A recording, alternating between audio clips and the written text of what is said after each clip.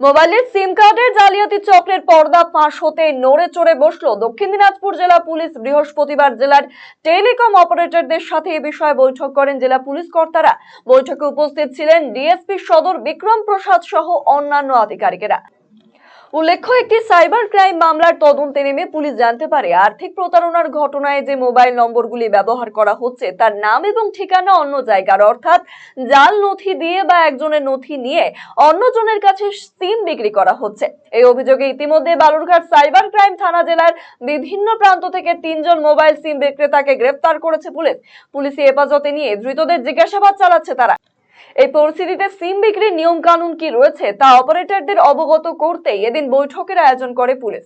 DSP সদর বিক্রম প্রসাদ জানিয়েছেন, জেলার বিভিন্ন টেলিকম অপারেটরদের সাথে এদিন বৈঠক করে সিম বিক্রির ক্ষেত্রে কিছু গাইডলাইন বেঁধে দেওয়া হয়েছে। পরবর্তীতে জেলার সিম বিক্রেতাদের সাথেও বৈঠক করা হবে।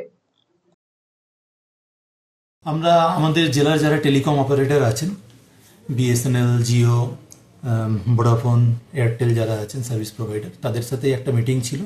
তাদের নোডাল পার্সন যারা ছিলেন তারা আজকের মিটিংয়ে উপস্থিত ছিলেন। মূলত আমাদের সাইবার ক্রাইম এবং ফিনান্সিয়াল ফ্রড নিয়ে যে কেসটা হয়েছে এবং চতুর্দিকে আমরা দেখছি বিভিন্ন পিওএস যেগুলো আছে তাদের ইনভলভমেন্ট, তো তাদের জন্য আমাদের কিছু নির্দেশিকা ছিল এবং তাদের কাছ থেকেও আমাদের কিছু তথ্য দরকার ছিল। তারই একটা ইন্টারাকশন বলতে পারেন। তো আজকে আমাদের মিটিং খুব ফলপ্রসূ হয়েছে। তাদের যারা নোডাল পার্সন রয়েছেন তাদের সাথে আমরা অ্যাকোয়েন্টেড হয়েছি। পাশাপাশি তাদের কি সিস্টেমে বা কি এগ্রিমেন্টের বেসিসে তারা পিওএসগুলোকে ওপেনিং লাইসেন্স দিচ্ছেন, তাদের যারা ফ্র্যাঞ্চাইজি রয়েছেন, এরপরে আমরা তাদেরকেও মিটিংয়ে ডাকবো এবং তাদের জন্য আমরা সাধারণ কিছু গাইডলাইন্স ইস্যু করেছি। যেমন হচ্ছে আমাদের যেগুলো মোবাইল ভেন্ডিং থাকে, যেমন ধরুন টোটো বা অটোতে করে সিম কার্ড বিক্রি হয় বা কোথাও কোনো আমব্রেলার নিচে সিম কার্ড বিক্রি হয়, তো তাদের কাছে রেজিস্টার মেনটেন করার কথা আমরা বলেছি।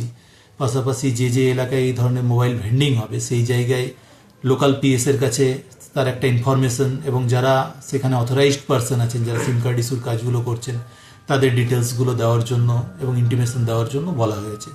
তো তারা এই বিষয়গুলো তাদের হায়ার অথরিটির সাথে কনসাল্ট করছেন, করার পরে যতখানি ফিজিবল হবেন তারা ফুললি কোঅপারেট করবেন, এটাই তার প্রতিশ্রুতি দিয়েছেন।